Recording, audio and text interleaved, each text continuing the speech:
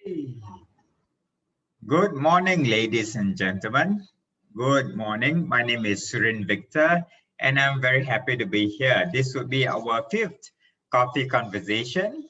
It began in February, and today is the fifth one. This month is the fifth one, and I'm very happy to say that it's been going well, been getting good responses, and I hope to hear from you. Yeah.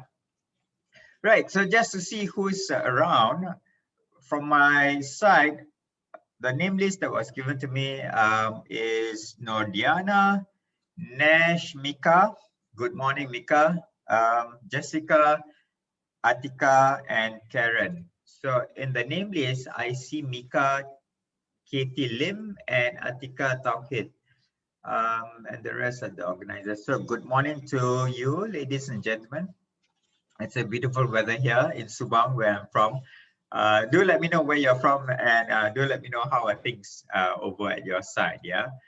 Okay. Yeah. Karen just joined us. Good morning, Karen. Yeah. Karen just joined us. Okay. So, ladies and gentlemen, what's going to happen today is I'm going to be sharing with you three stories and also some ways on how to discover your strengths and how is it that we can create a culture of understanding. So, if you are ready to begin, could you please type in okay or type in yes in the chat box so that I know that you are here with me and we can begin immediately. Okay, now let me see. Yeah, okay, so Mika says okay, thank you. Liana also says yes, okay, great. And what about the rest? What about Karen and Nash, Atika, or Diana? Can I begin now? Oh, Atika has given me a thumbs up. Great, fantastic. Okay. All right, great. Now, first of all, I'd like to share with you a story. Story time. Let's see. I have a feeling that you've heard of this story before. It's quite popular. I heard this story only last year, and it has stuck with me ever since. And I go about telling my friends about the story, and we get into a conversation as to what we learned about the story. Yeah. So after I tell you the story, perhaps you can share with us what you think about the story. What are the lessons, or what is your perspective of the story? Right. The story is called Precious Stone. Yeah, I hope you can see this. Yeah, Precious Stone. Okay. One day, a young boy asked his father, "What is the value of his life?" Instead of answering, the father gave him a stone, told his son to take the stone and go sell it at the market. And if anyone asks you, how much is it? Don't say a word, just raise up two fingers. Just raise up two fingers. So the boy took the stone and he went to the market. A lady came up to him and said, "Hey, I like your stone. I want to buy it to put it in my garden. How much are you selling it for?" The boy didn't say anything. He just raised two fingers. The lady said, $2? Okay, I'll buy it for $2. Now, the boy then sold a stone to the lady. He went back home and told his father that there's a lady in the market who wants to buy this stone for $2.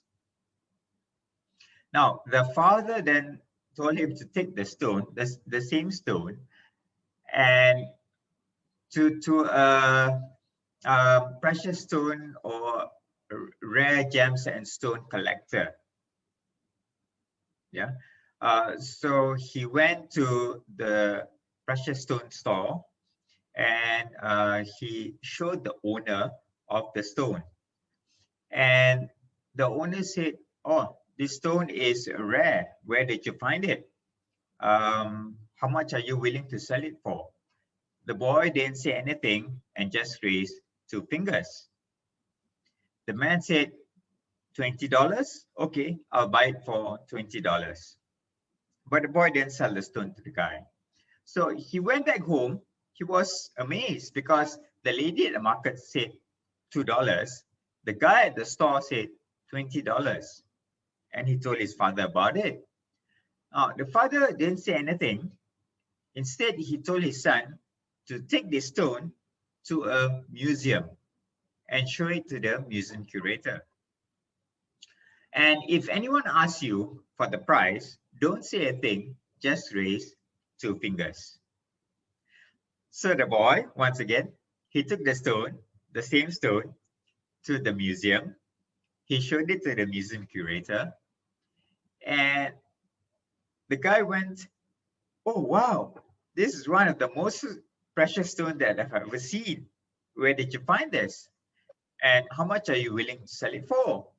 So the boy didn't say anything. Instead, he just raised two fingers. And the man said, $200? Okay, I'll buy it for $200. So the boy, again, he was shocked. He went back to his father and he said that there's a guy at the museum who wants to buy it for $200. Then the father said to him, "Son, do you now know the value of your life?" So, ladies and gentlemen, that is the story.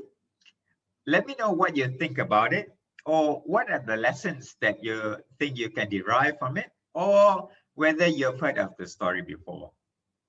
So, in summary, in a nutshell, uh, he was offered three different prices for this same stone. At the market, the lady wanted to buy it for $2. At the precious stone store, the guy wanted to buy it for $20. At the museum, the guy wanted to buy it for $200. Yeah, even though the boy didn't say anything, he just raised two fingers. Okay, so my question to you now is, what is the value of your life? Can you put a price to it? Can you put a word to it? Can you describe it, the value of your life? Yeah, if that question were to be asked to you, what is the value of your life? How would you answer it? Okay.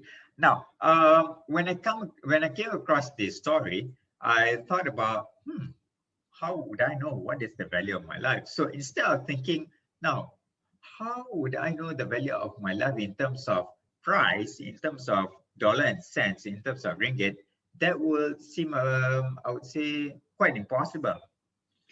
Instead, what I can do is I can find out what are my strengths, what are my talents, what are the things that make me special, and what are the things that I can offer to the world.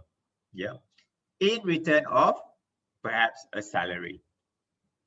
Okay, so I'd like to share with you some slides as to how is it that you can find out what your strengths are, what your aptitudes are, simply because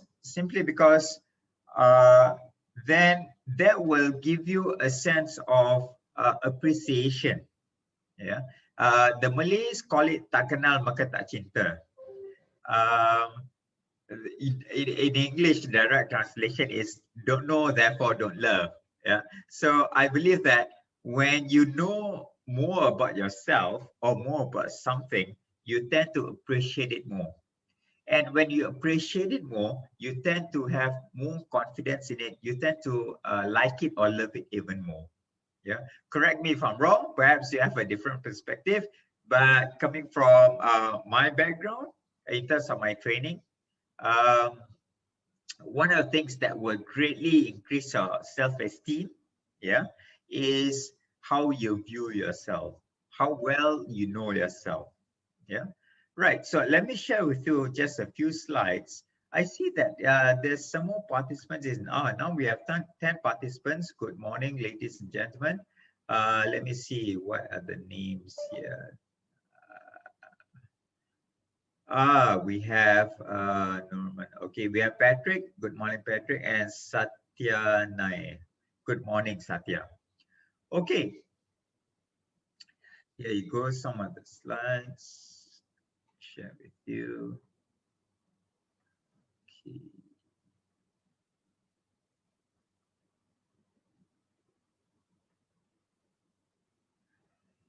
Okay, here you go. The importance of knowing your aptitudes and strengths. Now, aptitudes, the dictionary definition of an aptitude is the capability or the ability, innate or acquired capacity for something. In other words, a talent. Okay. The readiness or quickness in delivering something. Yeah. So, yeah. Good morning, Satya. Very nice of you to drop in a hello. Okay. Hope everything is okay with you. Yeah. I hope you had your breakfast and that everything's okay with you. Right. Good morning, Patrick. Yes. Good morning, Patrick. Nice to hear from you. Okay, this one is there's a bit of multiple intelligence in play here when talking about aptitudes. Yeah, you may want to find out what is your aptitude when it comes to language, when it comes to mathematics, when it comes to spatial awareness, when it comes to arts, music, what do you call that? Movements, the environment, interpersonal skills. Okay, right. What I like to share with you is what are the three ways? There are many ways, but just for today, I'd like to share with you what are the three ways of discovering your strengths and aptitudes. One is through psychometric tools. The other one is how it makes you feel. And the third one is the 360 feedback. Yeah. So I'm going to briefly talk about these three, I would say, ways of knowing of discovering your strengths and aptitudes.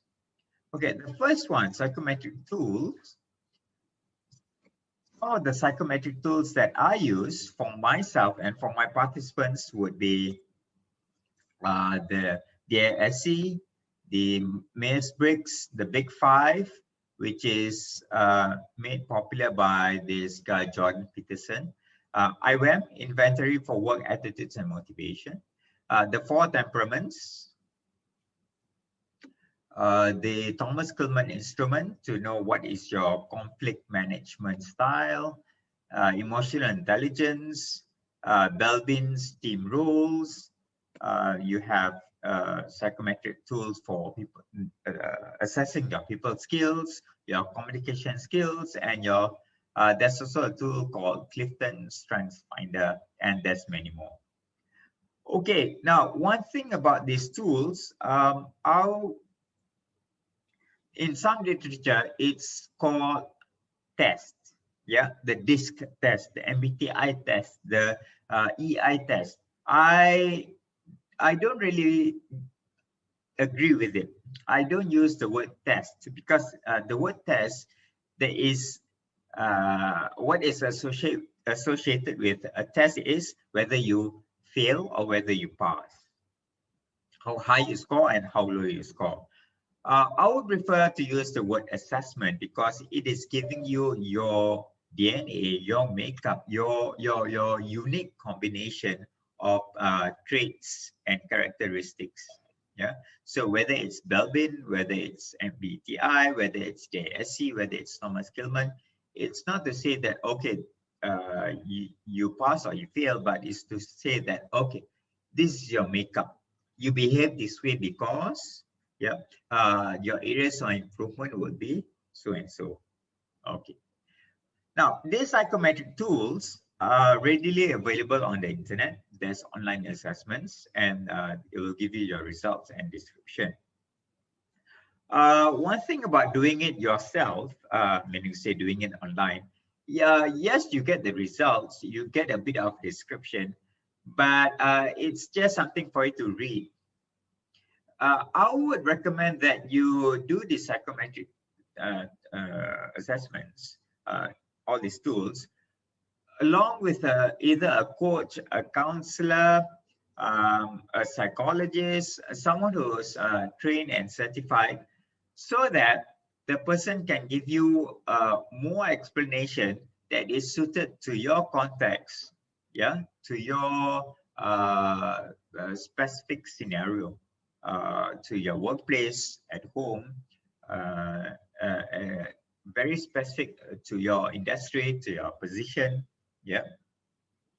And so that it becomes a discussion instead of just reading. Okay, this one means okay, that one means okay. So these are things that you want to do. It's a good start. Yeah, it's a good start. But I would also recommend that you go see a coach or a trainer or a counselor and get into discussion with the person regarding the psychometric tools that you just did. Yep. So that is the one way of knowing yourself better, knowing your strengths and your aptitudes, and what is it that you prefer. Yeah, and also it gives you areas or ways on how you can improve. Yeah. For example, the DASC, it will give you what your aptitudes and what kind of environment suits you best, and also what are things that you need support in. Who are the kinds of people, what kind of environment that supports you or complements you. Yeah. Okay. So that is this is something that I use a lot in my training programs. I try to slot in at least one psychometric tool in my programs. Yeah. It's actually an eye opener to know more about yourself. I've been doing psychometric tools for as long as I can remember on myself, and I realized that it changes over time, over the years. There are some changes, and also I discover more and more and more about myself. I remind myself of my strengths, and it reiterates, yeah, what is it that I sort of like no, I think, but it reiterates, it reminds me that hey, these are your strengths. Yeah. Okay. And also when you do the psychometric tools, when you use psychometric tools, you reflect on the workplace, you reflect on your past experiences. Yeah. All right. The other way of knowing your strengths is how it makes you feel. What does it mean? Let's have a look at these three. Yeah. I am thinking, I am feeling, I want to. Okay, what does it mean? Let me explain. So let's see if there's anything in the chat box. No, no, all right.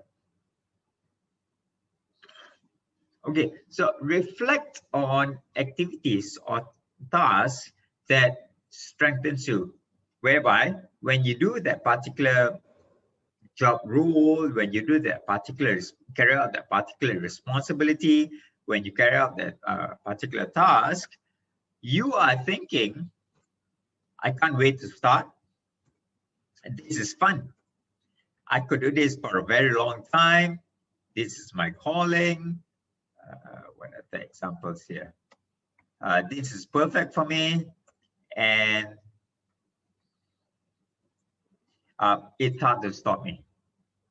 Right. So if you can pick at least three, yeah, at least three for a particular activity or task, that means that that particular task or activity is something that you really need to do more of, something that really strengthens you. Yeah. For example, when I conduct my programs, I feel I'm thinking that this is something that I really want to do. This is something that energizes me. Yeah, I'm thinking that this is perfect for me. I still remember the first time I conducted a tutorial session. Now, this was years ago when I was doing my undergraduate. Yeah, before I graduated, I was a biology tutor for matriculation students. Now, I had zero experience when it comes to teaching. And I was given some tutorial sessions to take over a postgraduate slot. So no experience, yeah, but I agreed to it simply because I like the subject, which is biology. So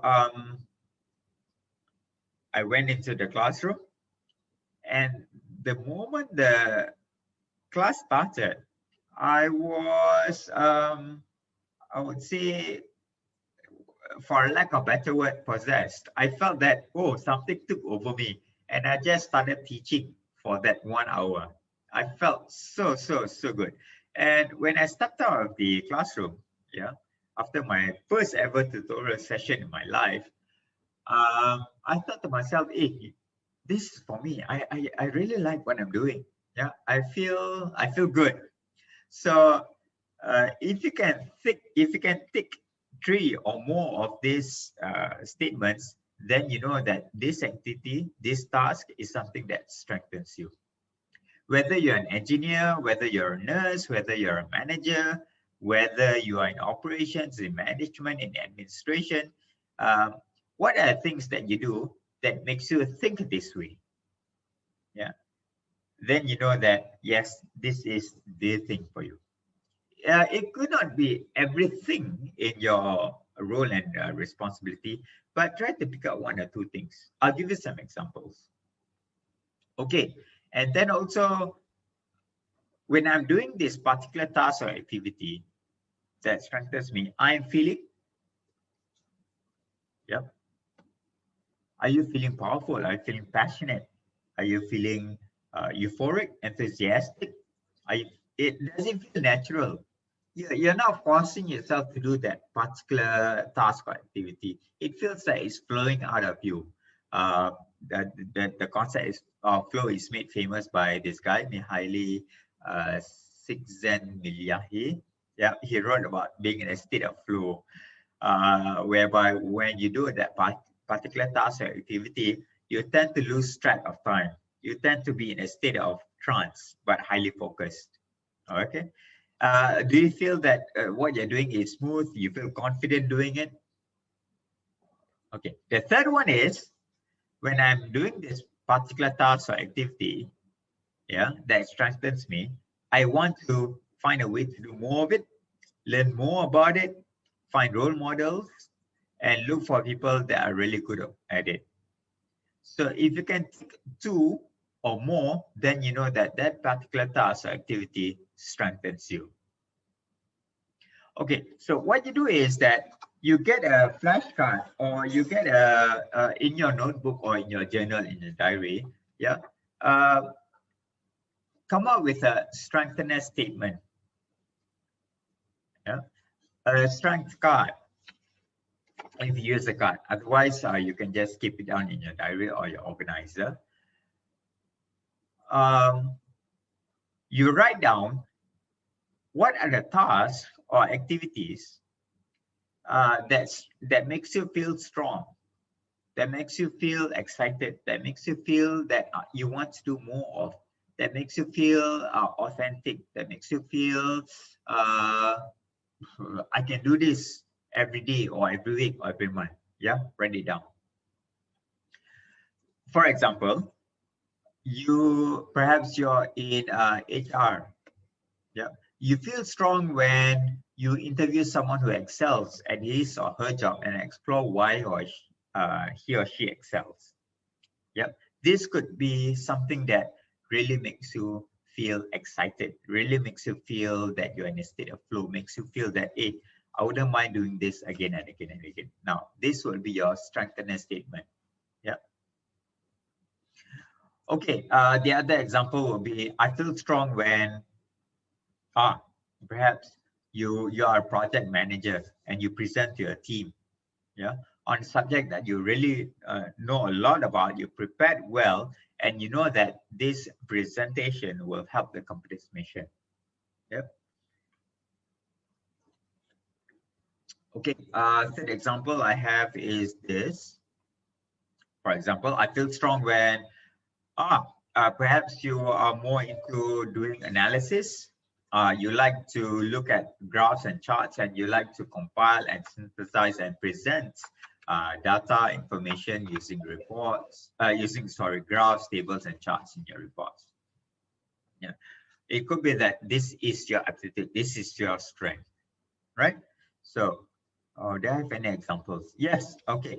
Perhaps you are, yeah, always coming up with solutions to complex design challenges. This could be your strengthener statement. Yeah, do you have any more examples? Yeah, okay. So this is the first method of knowing what your strengths are, using these three statements. Yeah, I feel strong. No, sorry. When I do something that makes me feel strong, I feel, I think, and I want. What is it? Okay, yeah. You would just let me just go through the, yeah.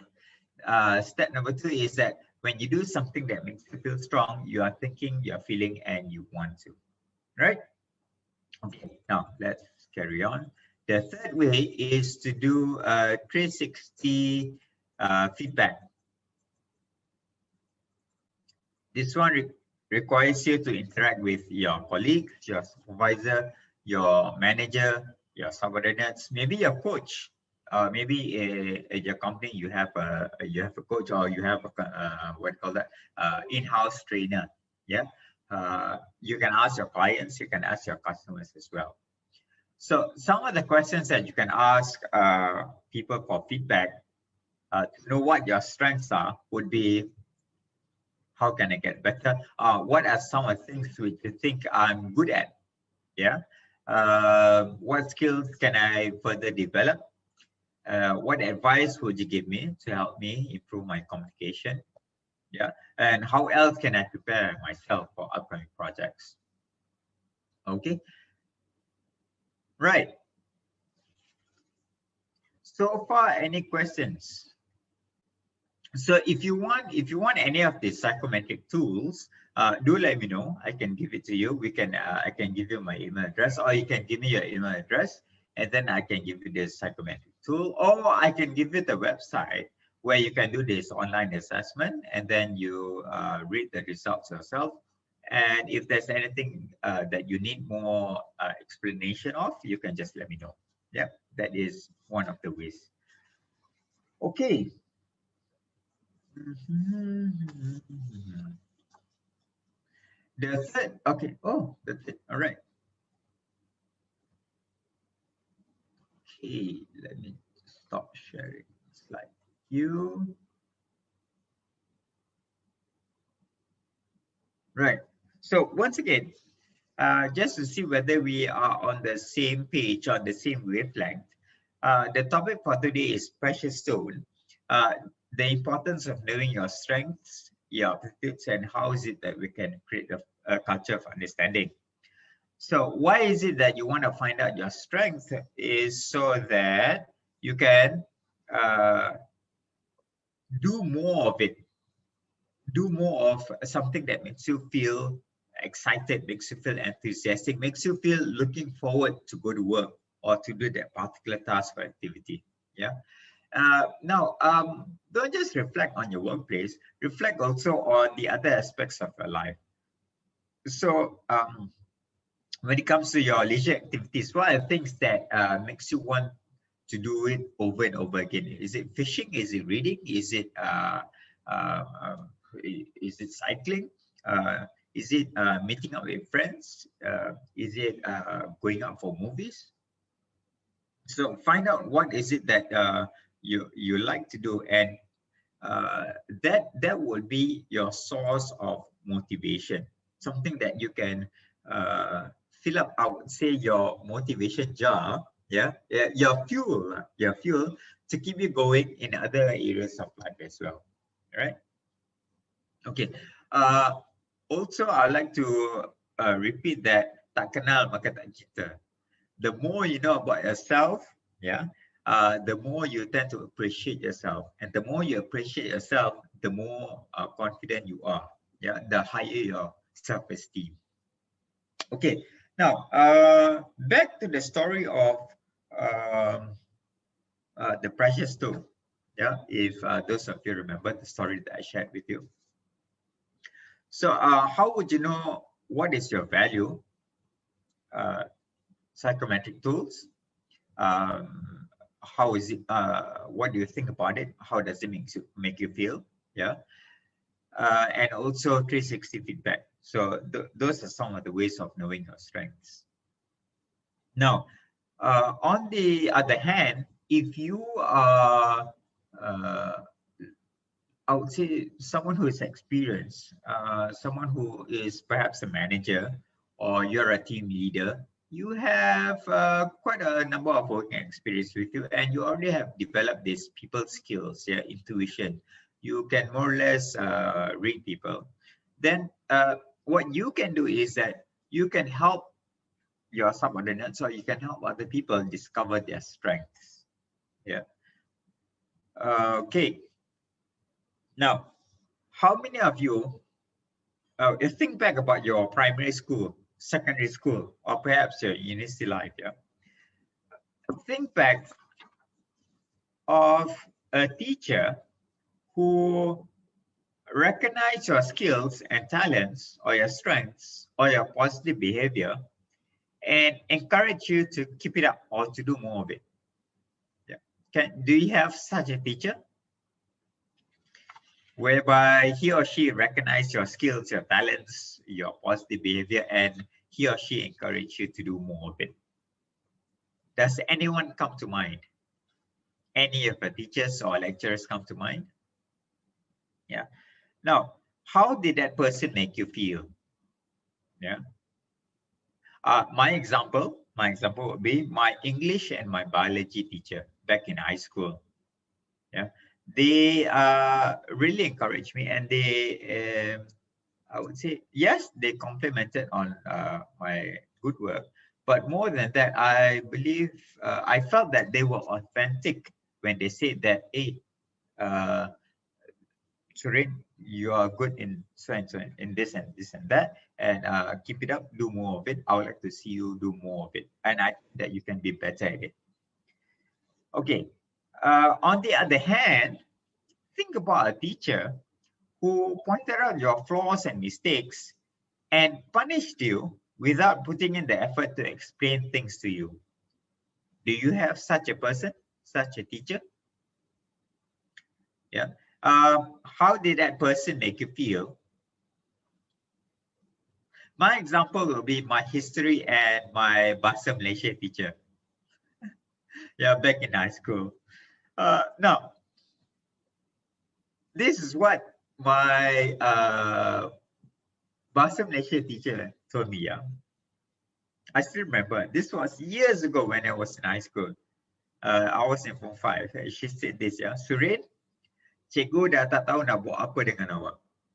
That's what she said, yeah. I can clearly remember. Whereas for my history teacher, it was all about listen to me. If you answer it correctly, I punish you. He was all about that. Now, so you have these two different kinds of teachers. One that really encouraged me, yeah, and really pushed me to do more, to do better, which is my English and biology teachers. On the other hand, would be my history and Bahasa Malaysia teachers, which only pointed out to my flaws and my mistakes and how is it that I can't be helped. So, which one actually motivated you to become a better person? Like in my case, for my history and BM, I almost failed those two subjects. And for SPM, you can't fail the Bahasa Malaysia, yeah, because then you need to receive for it. So the feeling that I got from these two teachers were something that made me lose hope in those two subjects. Yeah.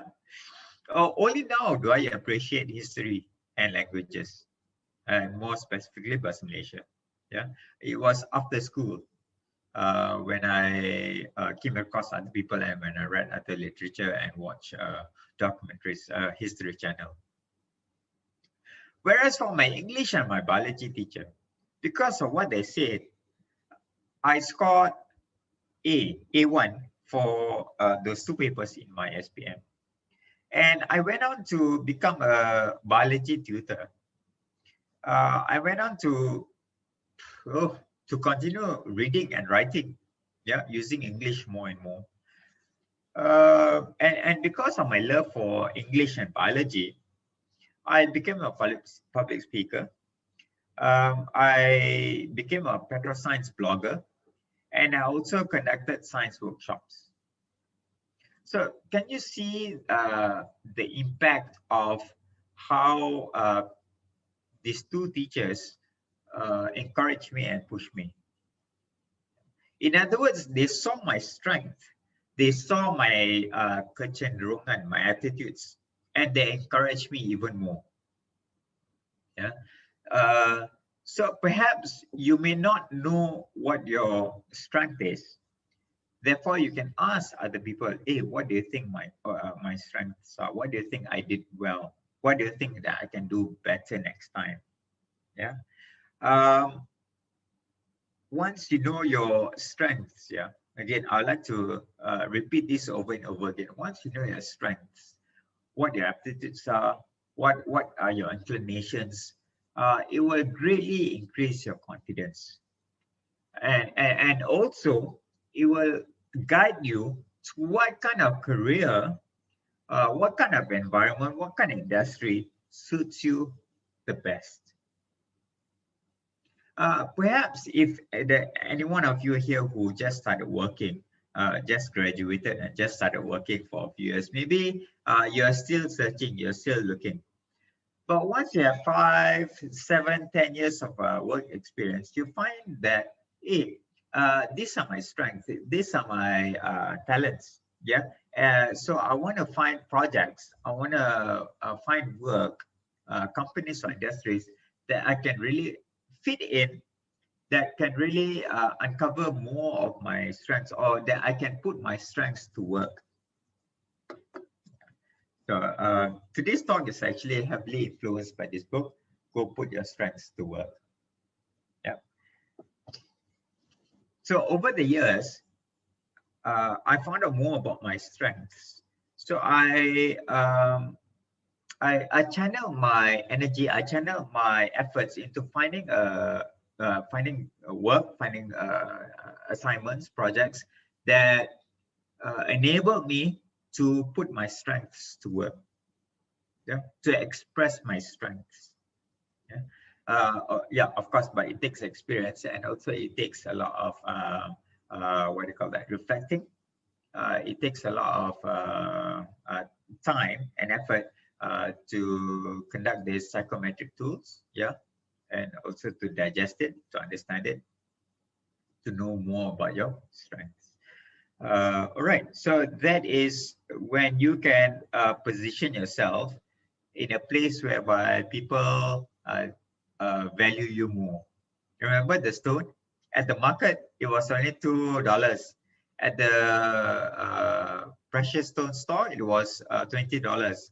But at the museum, it was $200.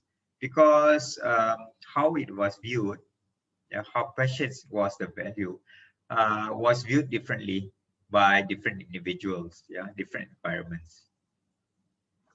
Okay, now, so that is my second story, what I learned about the story. Yeah. Find out what is your value, what your strengths are, and surround yourself with people who see your value. And if you can, find out the value of other people. Let them know what their values are. Okay. So now you know more about yourself, you know more about your strengths. You can also use this same approach, use the same psychometric tools, the same 360 feedback to understand other people. Now, when you understand other people more, your approach towards that person will then be more professional, more, I would say, objective and less emotional. Yeah. For example, if you and your team discover each other's DISC personality profile, or MBTI, or Belbin, yeah, then you know, that is why he behaves that way. Oh, that is why Patrick said that. Oh, that is why Satya said that. Or that is why who else do we have here? Karen said that. Yeah. you understand other people's way of doing things instead of being upset about it. So if Patrick comes to me and says something in a certain way, instead of being that is unlike what I will do, instead of being upset about it, emotional about it, I'll be objective about it, and I'll be thinking, I think it's because he's of a particular character. I think it's because of his style of doing things. I think it's because of his. So I tend to be a bit more objective. Yeah, I tend to use say um, discoveries in psychology to understand people instead of being upset as to why the person behaved that way or said something in a particular manner. That is one way of creating a culture of understanding. Really, it really helps. When I conduct these psychometric tools, then people go, no wonder he said that, no wonder she did that, no wonder he's like that, no wonder he's like that. Yeah. For example, if you conduct this Belbin team rules, then you'll know that, no wonder this person is a shaper. This person is a monitor evaluator. This person is more of a this. Yeah. That is one of the ways of creating a culture of understanding. All right. The other point that I like to highlight is knowing your personal values. Yeah, knowing your personal values. Let me share with you a website later. This website lets you discover what your personal values are. So towards the end of the talk, I will type in the website. I'll put in the website in the chat box. You can click on it and then you can go discover what your personal values are. Now, why? Why would you want to know what your personal values are? Because your personal values will deter, it can help you in making decisions. Your personal values can also help you find alignment with your organization, yeah, or with your company. Because once you have alignment, then you are motivated. Okay, this is the concept by Tony Hsieh in his book Delivering Happiness. Now, I disagree with work-life balance. I don't buy that idea. I think that it is something that doesn't make sense. Work-life balance. Because why did you take out decompartmentalize work from life, which is your family, your health, your finances, your leisure activities, your spirituality? Yeah, you take it, but that is new generation's tagline when they attend interview. Okay, Mika, thank you for your response. That is the new generation's tagline when they attend. That means they say that they want work-life balance, is it? Is that what you're trying to say in the interviews? Oh, okay, great. Well, anyway, this tagline has been around for ages. As far back as I can remember, I've heard this since I was a kid, yeah, work-life balance. So I think it is something that is still talked about until today. But I would disagree with it. It's not about work-life balance, because how can you take something that is part of you, take it out, and then hopefully you can balance with the other things. So work is just one component of your life. Yeah? You have other aspects. Yeah. So how can you take work out of it and try to balance it with the other 5 or 6 areas of your life? It's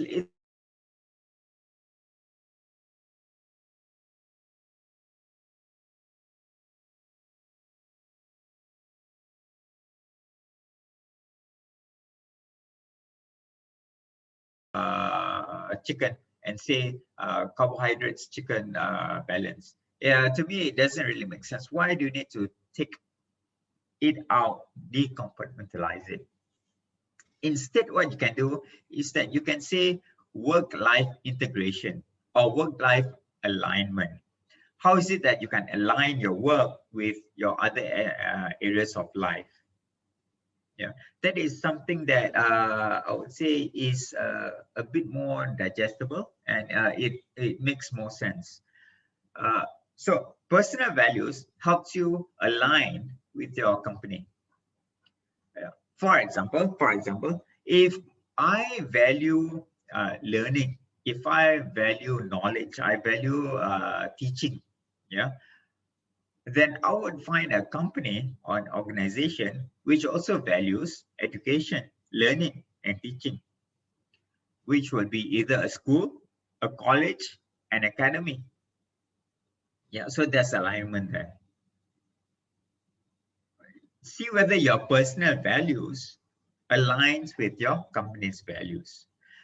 See whether your goals, whether short-term or long-term goals, aligns with your company's goals. See whether your culture aligns with the company's culture. Yeah. When you can find alignment, just one or two things, then you feel that there's something to look forward to when you go to work. Instead of how do I balance work with other areas of my life? To me, it sounds a bit doesn't quite really make sense. New generation's tagline. So when they attend interview, correct me if I'm wrong, Nika, when they attend interviews, they say that they want work-life balance, is it? In other words, what they're saying is that they want time to spend pursuing their hobbies, traveling, setting up their side income, their side business. Yeah, time for happy hour gym. Yeah, yep, correct. Time for happy hour gym. Yeah, right. Interesting. Uh, when you find out what are the things that you align with the company or organization, then it doesn't matter whether you work for 6, 8, 10, 12 hours per day. Yeah.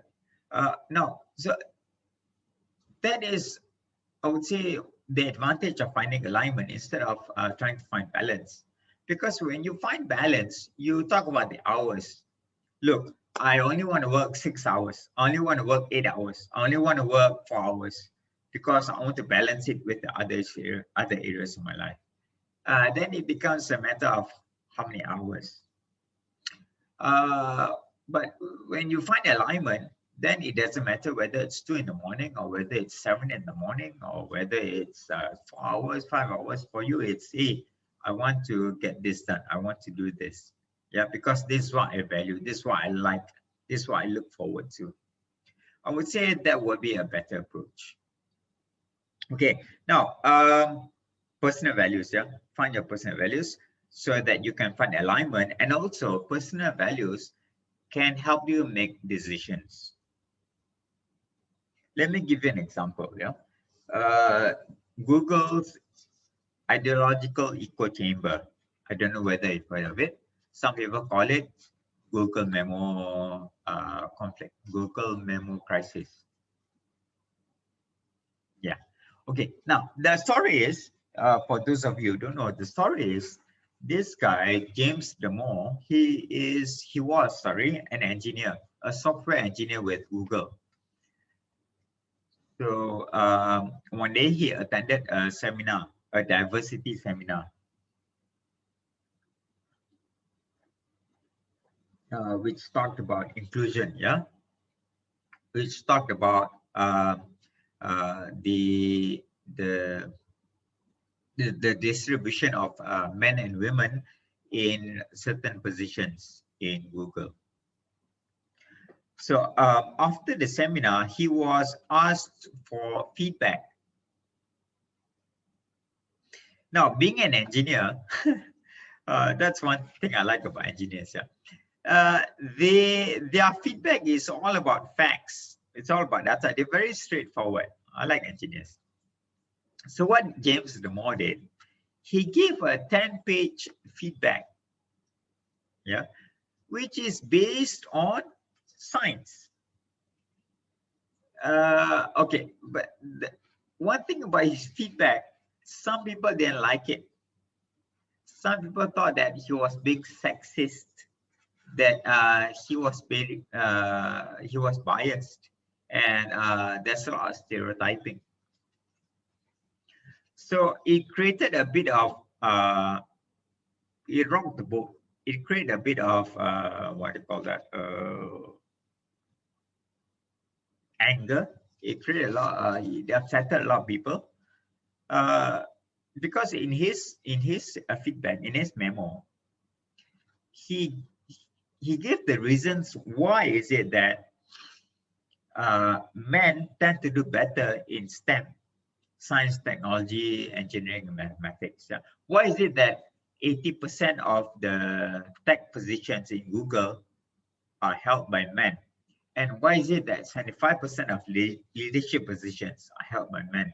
So he gave the explanation based on science. Now, of course, a lot of people didn't like this.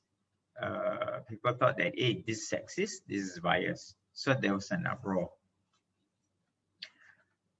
Okay, it made the headlines. Media was talking about it. So Sundar Pichai, who was the CEO of Google, he had a choice to make. Yeah, either retain him or fire him. So what are the two values that are clashing here, or that not say that are clashing, that needs to be considered? One is freedom of speech.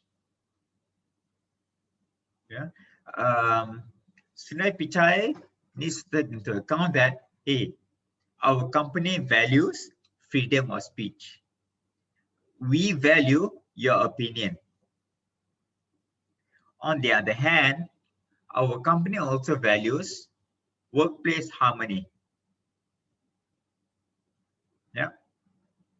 Now, so being a CEO of Google, he needs to make this very big decision. Which one do I prioritize? Now, both are important. Workplace harmony and freedom of speech is important, but which one do I prioritize? So he chose workplace harmony. Yeah. And he decided to fire James Damore. But of course, James Damore is fighting for it. He said that, hey, look, this is freedom of speech. And whatever that I mentioned is supported by psychologists, sociologists, is supported by people who study human behavior, neuroscience. And I'm not saying this based on personal preference. Yeah. So your values can help you decide what to prioritize. For example, my personal values, the top 5 after doing that assessment is health, growth, meaningful work, contribution, and also inner harmony.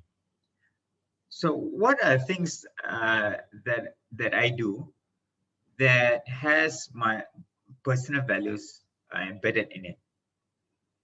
So if I need to decide as to whether shall I go for a movie with my friends or shall I go to the gym to work out, I would then reflect on my values and, hey, since health is one of my top values, then I would, instead of going out hang out with friends, nothing wrong with that, I choose to go to the gym because I value health more than spending time with my friends.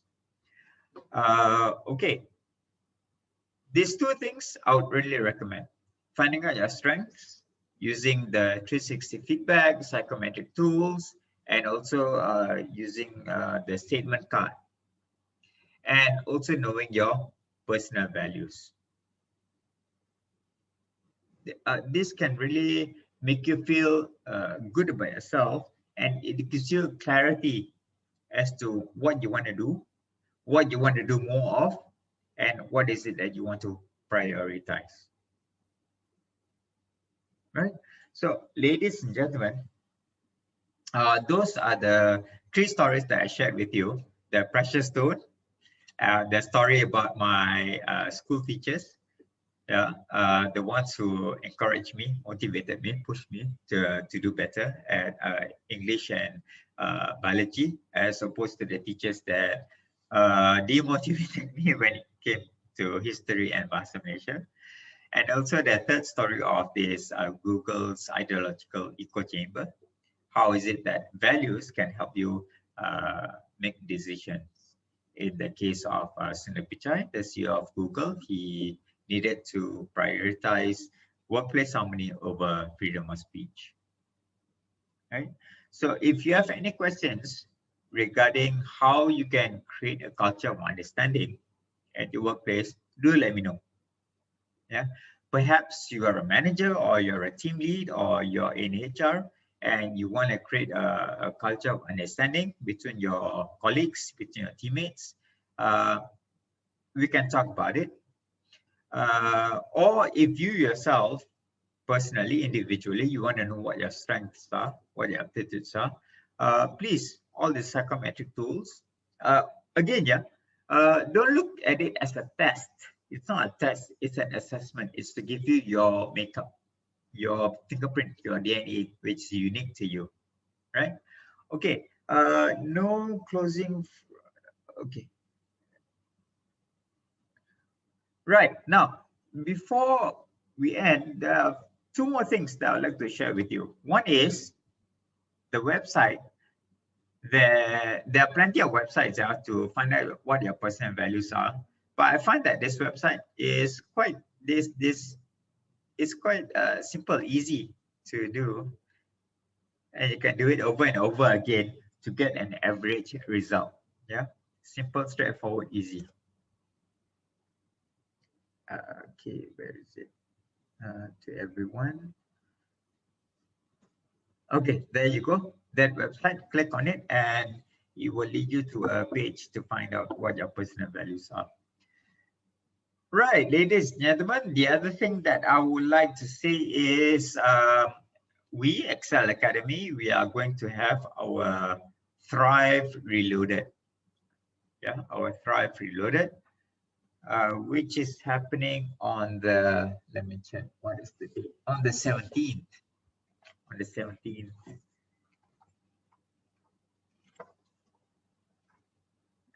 Let me see if I got the dates right. Excel Thrive, yeah, sorry, on the 7th. So on the 7th, I get it right. Let me check with the organizer. Yeah, 7th July. Ladies and gentlemen, join us on the 7th of July for Thrive Reloaded. There'll be 4 speakers. Yeah, it's 9 to 5. There'll be 4 speakers, if I'm not mistaken, 4 or 5. 1, 2, 3, 4, 4 speakers. And we are going to talk about how is it that you can drive your sales? How is it that you can improve your marketing? Yeah, sales and marketing virtual conference. Yeah, please do join us. Yeah. There'll be Shaman, there'll be myself, and there's 2 other trainers. I forgot their names. Yeah. Okay. So if you have any other questions, please do feel free to reach out to me. I would love to hear from you. Mika, thank you very much for your input. I am, yeah. When is, so if I can understand you further, did you ask the person that interviewed why is it, or what does he or she mean by work-life balance? Yeah. Why did he say that during the interview? That'll be interesting to know. I'll leave you my handphone number. So if you need to reach me, or if you want to send me an email, please do so.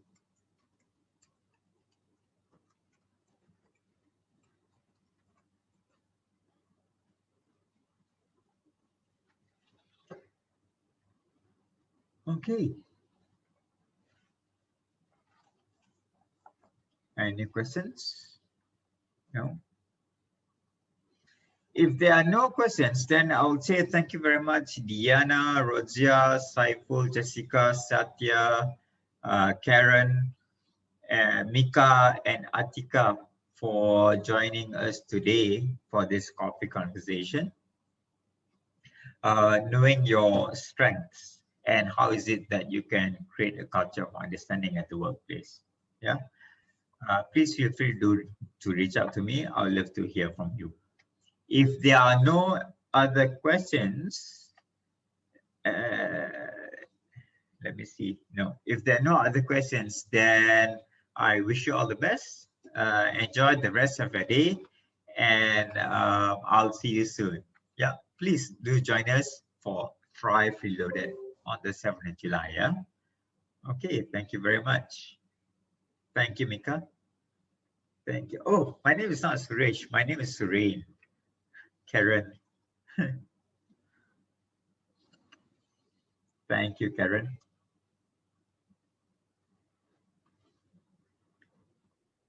Yep. Take care. Have a nice day. Thank you very much, Hatika.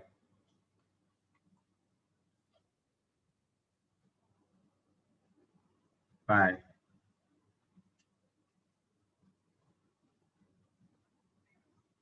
Thank you. Keep up the good work. You too.